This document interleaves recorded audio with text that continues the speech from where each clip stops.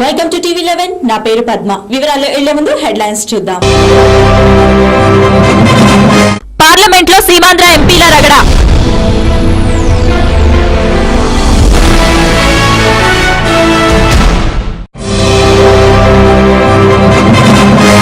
సమైక్య ఉద్యమంతో దగా పడుతున్న దళితులు మందకృష్ణ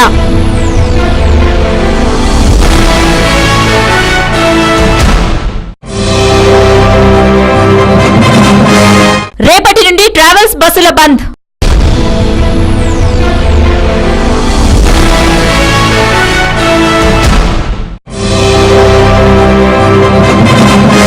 గాంధీ ఆసుపత్రిలో అనారోగ్యం పాలైన సిబ్బంది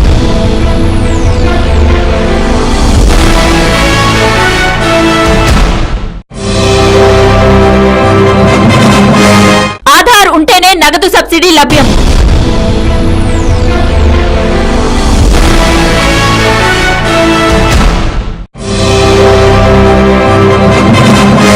news in details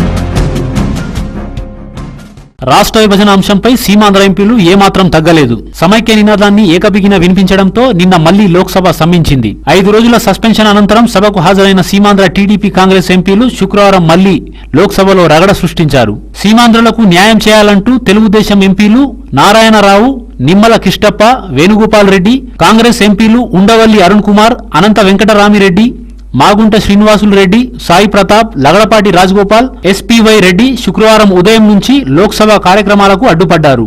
TDP Congress సభ్యులు పోడియం వద్దకు వచ్చి సమైక్యాంధ్ర నినాదాలు చేశారు. 4 సార్లు వాయిదా పడ్డ తర్వాత కూడా సభ అదుపులోకి రాకపోవడంతో ప్యానెల్ స్పీకర్ ఫ్రాన్సిస్కో సర్డీనా సోమవారం వరకు సభను వాయిదా వేయక తప్పలేదు. ప్రధాని మన్మోహన్ సింగ్ రూపాయి పతనంపై లోక్సభలో ప్రకటన చేసినప్పుడు కూడా టీడీపీ సభ్యులు శాంతించలేదు. రూపాయి పతనం గురించి ఇంతగా బాధపడిపోతున్న మీరు సీమాంధ్రలో యువకులు సమైక్యాంధ్ర కోసం ప్రాణత్యాగం చేస్తుంటే ఎందుకు పట్టించుకోవడం లేదంటూ ప్లకార్డును మన్మోహన్ కు చూపించారు. ఒక దశలో సభా కార్యక్రమాలకు అడ్డు తగులుతున్న సీమాంధ్ర ఎంపీలను మరోసారి సస్పెండ్ చేసేందుకు రంగం సిద్ధం చేశారు. స్పీకర్ కార్యాలయం సభా కార్యక్రమాలను స్తంభింపజేస్తున్న సీమాంధ్ర ఎంపీల జాబితా సిద్ధం చేసి పెట్టారు. అయితే చివరి క్షణంలో సీమాంధ్ర ఎంపీలను సస్పెండ్ చేసే ప్రతిపాదనను సోమవారానికి వాయిదా వేసుకున్నారు. లోక్సభ సమావేశం కాగానే స్పీకర్ మీరా కుమార్ ప్రశ్నోత్తరాల కార్యక్రమం చేపట్టేందుకు ప్రయత్నించారు. అప్పటికే టీడీపీ సభ్యులు పోడియం వద్ద సమైక్యాంధ్ర నినాదాలు ఇవ్వడం ప్రారంభించారు. అన్నాడీఎంకే సభ్యులు సైతం పోడియం వద్దకు చేరి రూపాయి పతనంపై ప్రభుత్వాన్ని విమర్శిస్తూ నినాదాలకు దిగారు.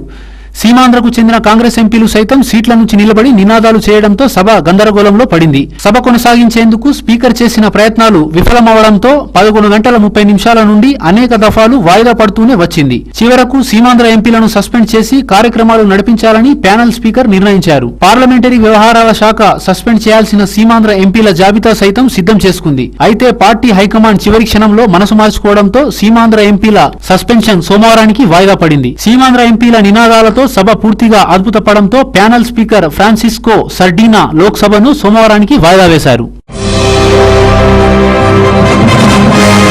రాష్ట్రాన్ని కమ్మ, రెడ్డి, కాపు వర్గాలు పాలిస్తున్నారని ఎంఆర్పీఎస్ రాష్ట్ర అధ్యక్షుడు మందకృష్ణ మాదిగ మండిపడ్డారు.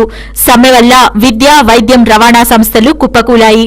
దీంతో దళితులు ఇబ్బంది పడ్డారని, పాలక వర్గాల పిల్లలు కార్పొరేట్ విద్యా సంస్థల్లో చదువుతున్నారని ఆయన అన్నారు.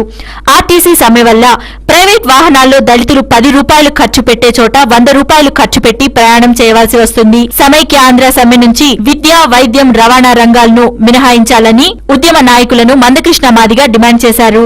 అలా చేయనట్లయితే సెప్టెంబర్ 7వ తేదీన ఏపీ ఎన్జీఓలు హైదరాబాద్ లో నిర్వహించే సభ కంటే ఒక రోజు ముందు సెప్టెంబర్ 6వ తేదీన ఎల్బీ స్టేడియంలో అణగారిన వర్గాల యుద్ధబేరీ సభ నిర్వహిస్తామని మందకృష్ణ మాదిగ తెలిపారు.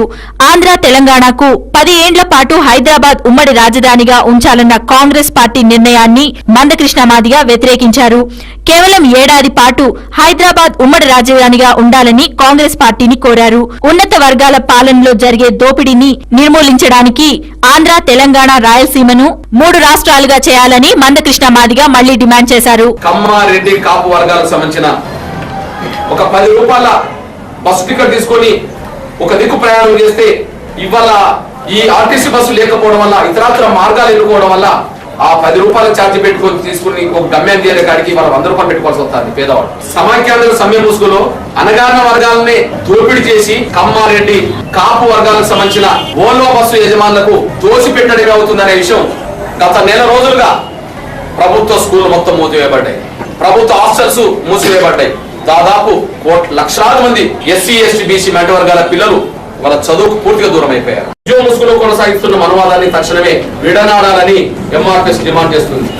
ఏ సెప్టెంబర్ 7వ తారీఖు నాడైతే హైదరాబాద్ లో ఏపీ ఎన్జిఓల ఆధ్వర్యంలో సమైక్యాంధ్ర కోసం హైదరాబాద్ నగరంలో మీటింగ్ పెట్టబోతున్నారో దానికంటే ఒక రోజు ముందే అదే ఎల్బీ స్టేడియంలో తెలంగాణ అనగారిన కులాల యుద్ధవేది అది సీమాంధ్రలో జరుగుతున్న మమ్మల్ని విద్యకు దూరం చేస్తున్నందుకు నిరసనగా, మా ప్రయాణాలకు దూరం చేస్తున్నందుకు నిరసనగా ఆర్టీసీ బస్సులను మినహాయించాలి, సమ్మెనుంచాలి, విద్యా సంస్థలు మినహాయించాలి, సమ్మెనుంచాలని డిమాండ్ చేస్తూ 6వ తారీఖు నాడే అదే ఎల్బీ స్టేడియంలో తెలంగాణ అనగారిన కులాల ఎస్సీ ఎస్టీ బీసీ మైనారిటీ వర్గాల యుద్ధ బేరిని లక్షకు తగ్గకుండా యుద్ధ బేరిని నిర్వహించబోతున్న విషయం కూడా స్పష్టం చేస్తుంది. తెలంగాణ విభజన తర్వాత హైదరాబాద్ తాత్కాలికంగానే పేరుతో 10 సంవత్సరాలు ఉమ్మడి రాజధాని ఉండాలనే కేంద్రం నిర్ణయాన్ని ఆలోచనని ఉపసంహరించుకొని అది 1 సంవత్సరం వరకే ఉండాలని ఎంఆర్పీఎస్ డిమాండ్ చేస్తుంది.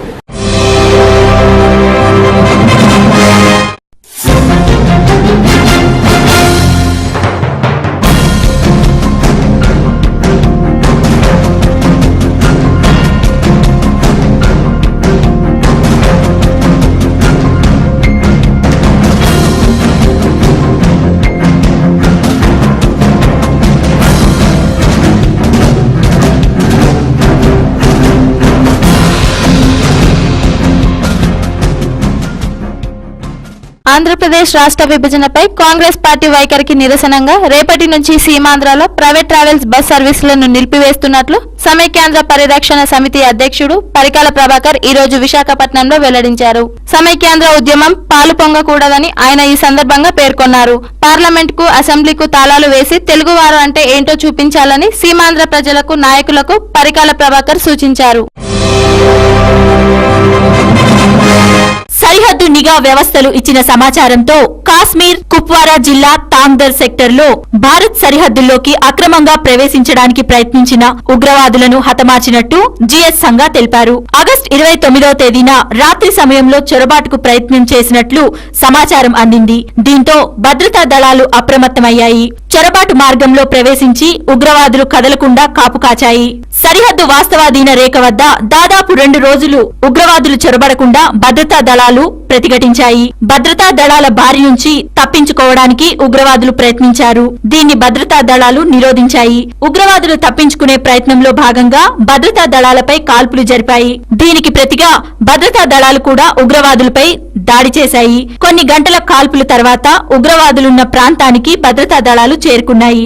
అక్కడ 5 ఉగ్రవాదుల శవాలు కనిపించాయి. ఉగ్రవాదుల నుండి 6 AK-47 రైఫిళ్లు, ఇతర ఆయుధ సామాగ్రిని భద్రతా దళాలు స్వాధీనం చేసుకున్నాయి. చొరబాటుకు ప్రయత్నించిన ఉగ్రవాదులు ఏ గ్రూపుకు చెందినవారో తెలియలేదు. 29 अगस्त की रात को कंधार के पास में एलसी को क्रॉस करते हुए एक इन्फिल्ट्रेटिंग ग्रुप को हमने हमारे अलर्ट ट्रुप्स ने कामयाबी के साथ में इंटरसेप्ट किया है। इस ग्रुप के आने की खबर हमें कई एजेंसी से कुछ दिन पहले से मिल रही थी। हमारे ट्रुप्स इनको ट्रैक कर रहे थे।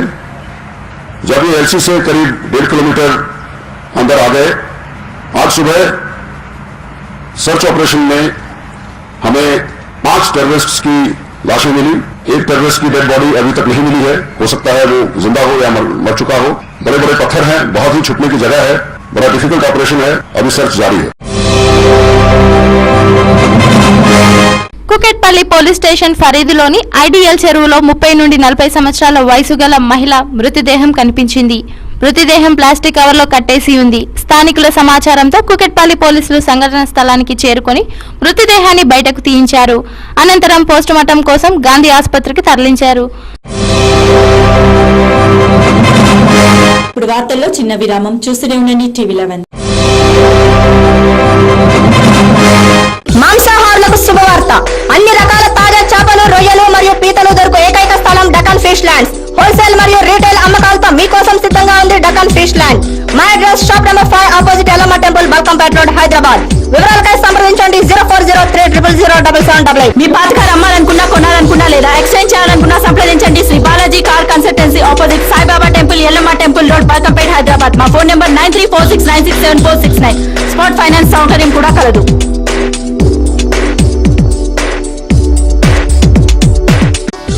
Mohan's Motors since 1987. To buy, sell, exchange, park and sell, visit Mohan's Motors. Insurance and finance available.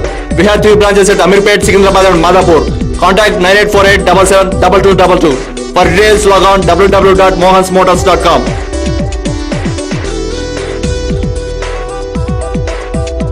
ఎర్రగడ్డ ప్రజలకు శుభవార్త. ఫోన్ కొట్టండి, ఆర్వీఆర్ కేబుల్ కనెక్షన్ పొందండి. ఎర్రగడ్డ, నేతాజీ నగర్, బి శంకర్లాల్ నగర్, సుల్తాన్ నగర్ ప్రాంతాల్లోని ప్రజలు తెలుగు, హిందీ, ఇంగ్లీష్ తో పాటు అన్ని భాషల టెలివిజన్ ఛానల్స్ కొరకు వెంటనే సంప్రదించండి ఆర్వీఆర్ కేబుల్ నెట్వర్క్. ఇప్పుడు ఆర్వీఆర్ కేబుల్ నెట్వర్క్ వస్తుంది మీ ముంగిట్లోకి నిమిషాల్లో. వివరాలకై సంప్రదించండి 9848330271.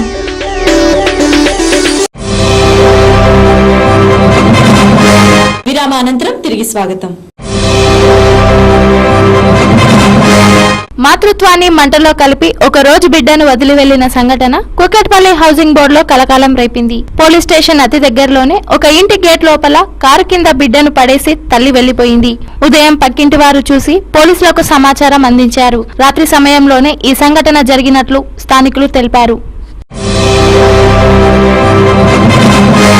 కరెంట్ షాక్ దుర్ఘటనలో 34 సంవత్సరాల మొహమ్మద్ ఫరాజుద్దీన్ నేడు మృత్యువాత పడ్డాడు. ఈ ఘటన సంతోష్ నగర్ పోలీస్ స్టేషన్ పరిధిలోని రియాసత్ నగర్ లో చోటు చేసుకుంది. మృతుడికి 3 పిల్లలున్నారు. తెగిపడిన కరెంటు వైర్ పిల్లలకు తగులుతుందేమోనని ప్రక్కకు జరిపే ప్రయత్నంలో షాక్ తగిలి తీవ్రంగా గాయపడ్డాడు. గాయపడిన అతన్ని అపోలో ఆసుపత్రికి తరలించగా అక్కడ మృతి చెందాడు. సర్వీస్ వైర్ తెగిపడిందని ఎలక్ట్రిసిటీ డిపార్ట్మెంట్ వారికి ఫోన్ చేసి సమాచారం ఇచ్చినా వారు స్పందించలేదని స్థానికులు తెలియజేశారు. जो से गिर के पकड़ लिया तो उन्हें उठा के बाजू रखने के स्पॉट पे जो है पैरां कसने लगे, तो वहाँ से लेके आके जो है हम उस दवाखाने को लेके आके पंपिंग वो करने लगाए तो स्पॉट डेड हो गया अपोलो हॉस्पिटल में लेके।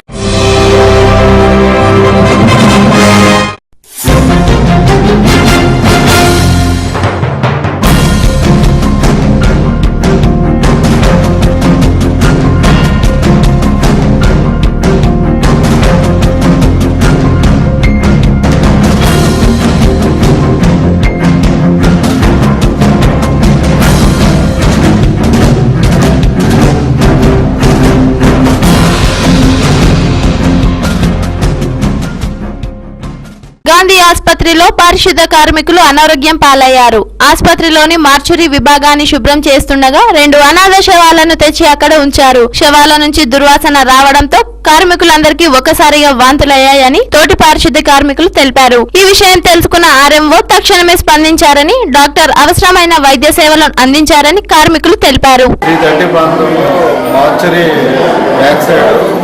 వర్కర్స్ అంతా ఒక 20 మెంబర్స్ అక్కడ క్లీనింగ్ చేస్తున్నాం. అక్కడ గడ్డి అదంతా ఉంటే మొత్తం క్లీన్ చేస్తున్న క్రమంలోనే హుసేన్ సాగర్లో 2 డెడ్ బాడీలు ఉన్నాయంట. ఆ డెడ్ బాడీలు తీసుకొచ్చి మార్చిలో పెట్టారు. వీళ్ళంతా వర్క్ చేసుకొని వస్తున్న క్రమంలో ఆ డెడ్ బాడీలు లేపేసరికి ఆ స్మెల్ అనేది ఒకేసారి వర్కర్లు అంతా కూర్చునేసరికి వీళ్ళంతా వచ్చి యాక్చువల్గా మంచిగా ఉన్నారు. వచ్చి కాయలు మొగడుతూ వాటర్ తాగి టీ తాగిన తర్వాత అది ఎఫెక్ట్ అయ్యి ఒకరొకరు వామిటింగ్స్ అవుతూ అందరూ క్యాజువల్లో చేర్పించడం జరిగింది. దానికి ఎమ్మటే సూపరింటెండెంట్ గారు అందరూ ఆరంభ గౌతమ్ మేడం అందరూ స్పందించి ఎమ్మటే వాళ్ళకు ఏ ట్రీట్మెంట్ కావాలో అది కూడా ఎమ్మటే సకాలంలో అందించడం జరిగింది. ఎవరికి ప్రాణహాని కానీ ఏ హాని కానీ లేదు. ఉన్న 18 మంది వర్కర్స్ కరెక్ట్గా ఉన్నారు. వాళ్ళకైతే ఏం కాదు. అందులో ఒక సూపరింటెండెంట్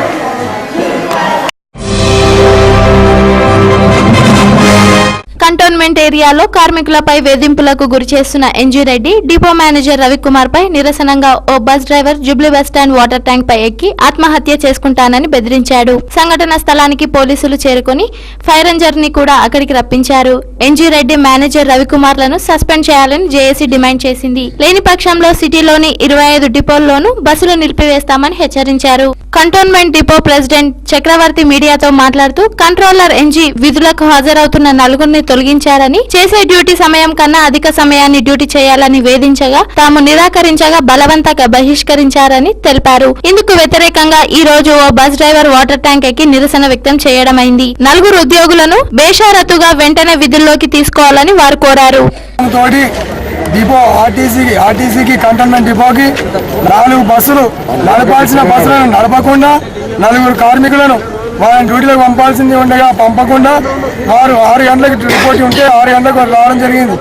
అయితే 10 గంటలకు వాళ్ళని డ్యూటీకి 12 గంటల డ్యూటీ చేయడానికి పంపమని చెప్పగా మేము ఎందుకు పోతాం సార్, మా డ్యూటీ 2 గంటలకు అయిపోతుంది, మీరు పంపే డ్యూటీ రాత్రి 8 అవుతుంది, మేము ఎట్లా పోతామని చెప్పి అడిగితే మీరు ఎలా మాట్లాడతారా అని చెప్పి వారికి పనిష్మెంట్ కింద డిపోలో వాళ్ళని డిపోస్ పేరు అని చెప్పి పెట్టడం జరిగింది. అలాంటి హరాస్మెంట్ గురించి డిఎం గారికి తెలియడం జరిగింది. డిఎం గారికి తెలియజేసినా కూడా ఇంతవరకు అటువంటి కార్మికుల పైన వారి యొక్క వర్షన్ ఇంతవరకు డిఎం గారు తెలిసి మాట్లాడింది లేదు. ఒక్కసారి కూడా వారికి ఏమైంది అని చెప్పి తెలుసుకున్న దాఖలాలు లేవు. అట్లాంటప్పుడు మేము పోయి మాట్లాడితే కూడా వారు మొండి వైఖరిగా వహిస్తూ వారిని సస్పెండ్ చేయాలనే ఉద్దేశంతో వారు ముందు చర్యలు తీసుకుంటున్నారు. కావున ఇటువంటి చర్యలను మేము వ్యతిరేకిస్తున్నాము. ఎన్జీ రెడ్డి గారిని వెంటనే చాట్ పై నుండి కానీ వాళ్ళు సస్పెండ్ చేయాలి. అదేవిధంగా ఈ 4 కార్మికులను బేషరతుగా ఎటువంటి ఎంక్వైరీ లేకుండా డ్యూటీలకు పంపిన తర్వాత వెంబడే మేము డ్యూటీలకు పోవడానికి సిద్ధంగా ఉన్నాం.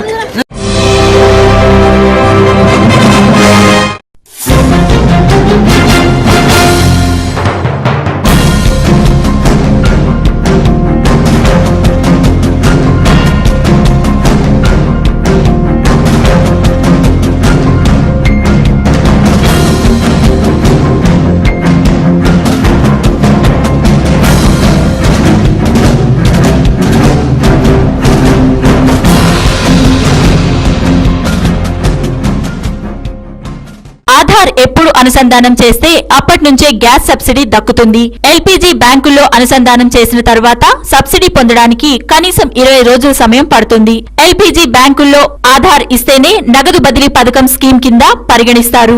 ఇందులో ఒక చోట ఇచ్చి మరో చోట ఇవ్వకపోతే వారిని లబ్ధిదారులుగా లెక్కలోని తీసుకోలేమని చీఫ్ రేషనింగ్ ఆఫీసర్ పద్మ స్పష్టం చేశారు. ధరల నియంత్రణ కోసం నగరంలో 45 కేంద్రాల్లో మేలు రకం బియ్యం అందిస్తున్నామని ఆమె స్పష్టం చేశారు. ధరల హెచ్చుతగ్గులపై ఎప్పటికప్పుడు పర్యవేక్షిస్తున్నామని ఆమె తెలిపారు. ఆధార్ సమర్పించడానికి 3 నెలలు గడువు ఇచ్చాం, అయినా వినియోగదారుల నుంచి సరైన స్పందన రాలేదు. ఇంకా చాలా మంది ఆధార్ నెంబర్లు ఇవ్వాలి. గడువు లోపల ఎవరైతే బ్యాంకుల్లో నెంబర్ ఇచ్చారో వారికి మాత్రమే సిలిండర్ లో సబ్సిడీ దక్కుతుంది. ఆధార్ నెంబర్ ఇవ్వని వారికి సెప్టెంబర్ నుంచి నాన్ సబ్సిడీ సిలిండర్ నే అందజేస్తాం. ఆ సమయంలో నాన్ సబ్సిడీ సిలిండర్ ధర ఎంత ఉంటే అంత చెల్లించి సిలిండర్ పొందాల్సి ఉంటుంది. ఇంతవరకు ఆధార్ నెంబర్ ఇవ్వని వారు ఎప్పుడైతే ఎల్పీజీ బ్యాంకుల్లో అనుసంధానం చేసుకుంటారో అప్పటి నుంచి వారికి సబ్సిడీ పథకం వర్తిస్తోంది.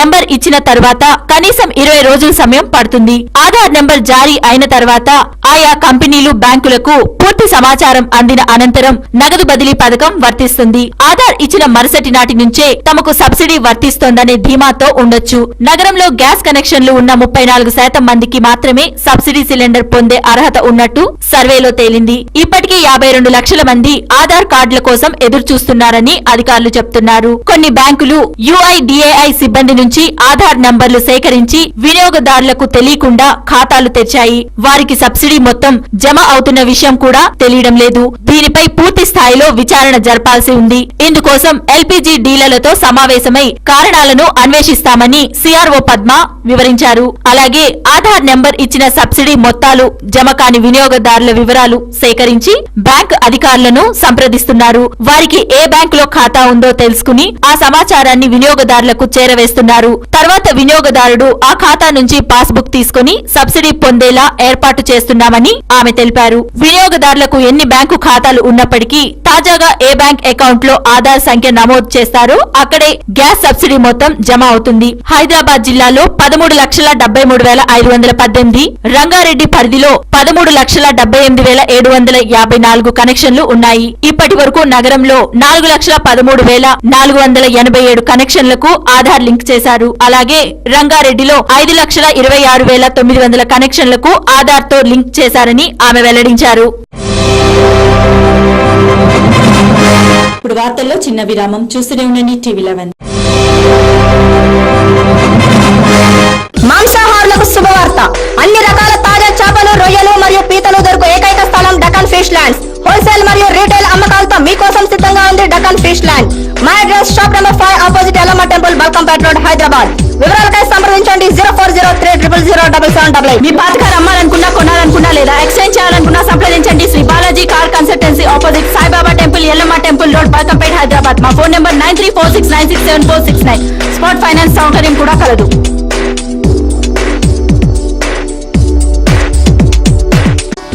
Mohan's Motors since 1987. To buy, sell, exchange, park and sell, visit Mohan's Motors. Insurance and finance available. We have 3 branches at Amirpet, Secunderabad and Madhapur. Contact 9848772222. For details, log on www.mohansmotors.com.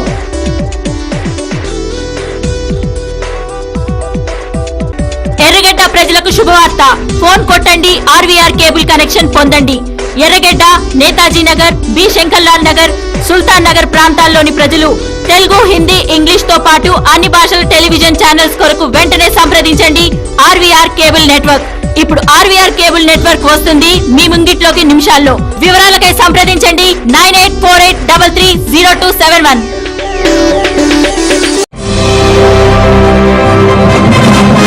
విరామానంతరం తిరిగి స్వాగతం. వ్యాపార సంస్థలు వినియోగదారులను ఆకట్టుకునేందుకు ఎన్నో డిస్కౌంట్లను, lucky డ్రాలను savings రూపంలోనూ మరియు బహుమతుల రూపంలోనూ ప్రజల ముందుకి తెస్తున్నారు. అలాంటి నేపథ్యంలోనే రంజాన్ సందర్భంగా బోరబండలోని న్యూ ఎండి గౌస్ కిరాణా షాప్ వారు వినియోగదారులను ఆకట్టుకునేందుకు ఆగస్టు 30వ తేదీన లక్కీ డ్రా నిర్వహించారు. ఈ సందర్భంగా పిల్లలు ఆటపాటలతో సందడి చేశారు. పలువురు వినియోగదారులు లక్కీ డ్రాలో బహుమతులు గెలుచుకున్నారు. బహుమతులు గెలిచిన వారికి మొదటి బహుమతి రెఫ్రిజిరేటర్, రెండో బహుమతి వాషింగ్ మిషన్, మూడో బహుమతి ఎయిర్ కూలర్ అందజేశారు.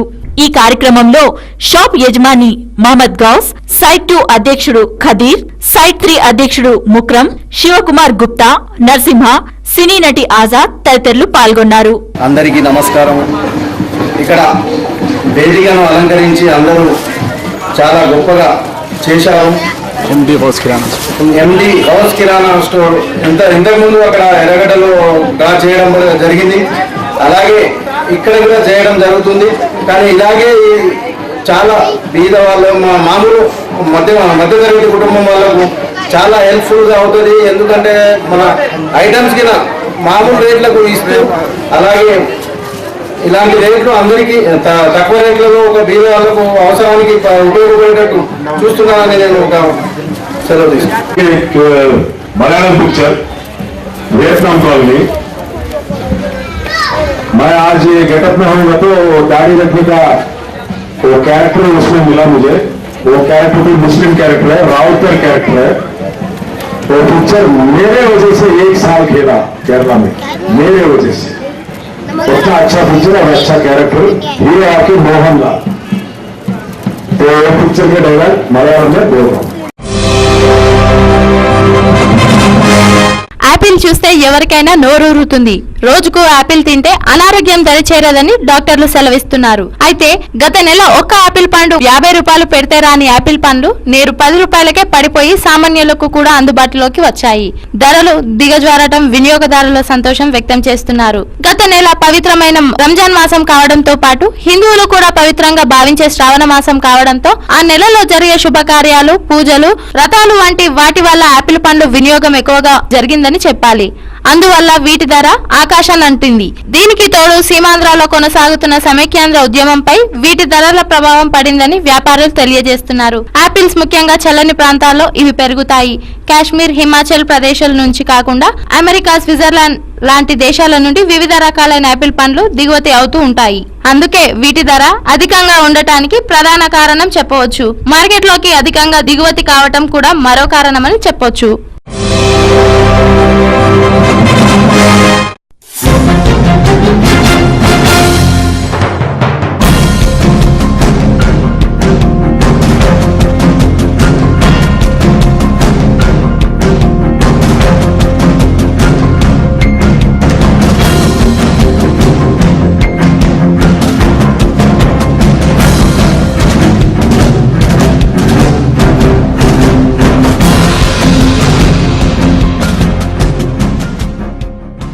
ప్రపంచంలోనే మొబైల్ నెట్వర్క్ కనెక్షన్లు ఎక్కువగా ఉన్న రెండవ దేశం భారత్. ఓ అంచనా ప్రకారం వీటి సంఖ్య దాదాపు 190 మిలియన్లు. మొబైల్ వినియోగంలో దేశంలో మొదటి శ్రేణిలో హైదరాబాద్ ఉంది. మొబైల్ హస్తభూషణం వ్యసనంగా మారింది. క్షణకాలం మొబైల్ చేతిలో లేకుండా ఉండలేని వారు పెరుగుతున్నారు. మెలకువగా ఉన్నా, నిద్రపోతున్నా కొందరికి సెల్ ఫోన్ పక్కన ఉండాల్సిందే. కాలగమనంలో మొబైల్ నెట్వర్క్తో పాటు దాని ప్రభావంతో ఇబ్బంది పడే వారి సంఖ్య పెరుగుతోంది. మొబైల్ వినియోగం వల్ల మానసిక, శారీరక సమస్యలు ఉత్పన్నమవుతున్నాయి. మొబైల్ వినియోగదారులు పలు ఫోబియాలతో బాధపడుతున్నట్లు ఓ అధ్యయనంలో తేలింది. ఇది అంతిమంగా వారి మానసిక, శారీరక ఆరోగ్యంపై ప్రభావం చూపుతోందని వెల్లడైంది. మొబైల్ వినియోగదారుల్లో యువతలో ఈ లక్షణాలు ఎక్కువగా కనిపిస్తున్నట్లు అధ్యయనంలో గుర్తించారు. 18 నుంచి 24 ఏళ్ల లోపు వారు 77%, 25 నుంచి 34 మధ్య వయస్కులు 68% ఉన్నారు. 2 మొబైల్ ఫోన్స్ వాడే వారి సంఖ్య కూడా క్రమేణా పెరుగుతున్నట్లు గుర్తించారు. వారిలో నోమోఫోబియా లక్షణాలు ఎక్కువగా ఉన్నాయని పేర్కొన్నారు. నోమోఫోబియాతో బాధపడేవారు అనారోగ్య సమస్యలతో పాటు ప్రమాదాల బారిన పడుతున్నారు. రోజులో 3 గంటల కంటే ఎక్కువ మొబైల్ వినియోగించే వారికి ఈ ఫోబియా వచ్చే అవకాశం ఎక్కువగా ఉందని నిపుణులు చెబుతున్నారు. రోడ్లపై ప్రమాదాలకు గురవటం, మెట్లు ఎక్కే దిగే సమయంలో అదుపు తప్పి పడిపోవడం వంటి ఘటనలు జరుగుతుంటాయి. మొబైల్ నుంచి వెలువడే రేడియేషన్ వల్ల కలిగే అనర్థాలను దృష్టిలో ఉంచుకొని సాధ్యమైనంత మేర వినియోగాన్ని తగ్గించాలని వైద్య నిపుణుడు దీపక్ అగర్వాల్ తెలిపారు. మొబైల్ను దూరంగా ఉంచేందుకు పలు సూచనలు చేస్తున్నారు. రోజు ఉదయం, సాయంత్రం మొబైల్ లేకుండా వాకింగ్కు వెళ్ళాలి. పడుకునే ముందు, ముఖ్యమైన పనిలో ఉన్నప్పుడు మొబైల్ స్విచ్ ఆఫ్ చేయాలి. సెలవు రోజులు లేదా కుటుంబం అంతా ఒకే చోట ఉన్నప్పుడు నో ఫోన్ డే పాటించాలి. ఇంట్లో ఉన్నప్పుడు కూడా మొబైల్ను వెంట ఉంచుకోవడం కంటే నెట్వర్క్ సిగ్నల్ వచ్చే ప్రదేశంలో పెట్టడం మంచిదని నిపుణులు తెలిపారు.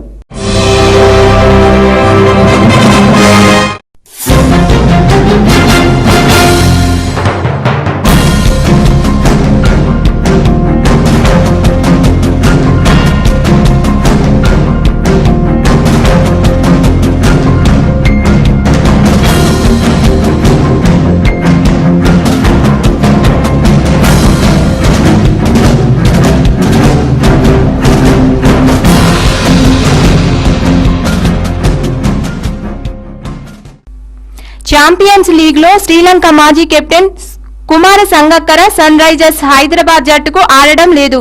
తమ దేశవాళీ జట్టు కుందూరత తరపున బరిలోకి దిగుతున్నాడు. లంకా ప్రీమియర్ లీగ్ రద్దు కావడంతో సూపర్ 4 లీగ్ ఛాంపియన్షిప్ లో విజేతగా నిలిచిన కుందూరత జట్టు ఛాంపియన్స్ లీగ్కు అర్హత సాధించింది. దీంతో తమ జట్టుకే ప్రాతినిధ్యం వహిస్తానని సంగక్కర్ స్పష్టం చేశాడు. కాగా లంక బోర్డు కూడా ఇదే విషయాన్ని చెప్పిందన్నాడు. IPL 6లో సన్ రైజర్స్ కు ఆడిన ఈ లంకా మాజీ కెప్టెన్ ను చాలా మ్యాచ్ల్లో పక్కన పెట్టారు. అయితే విండీస్ లో జరిగిన ముక్కోణపు సిరీస్ తో పాటు స్వదేశంలో దక్షిణాఫ్రికాతో one day series, Caribbean premier league లో అతను కుదురుకున్నాడు.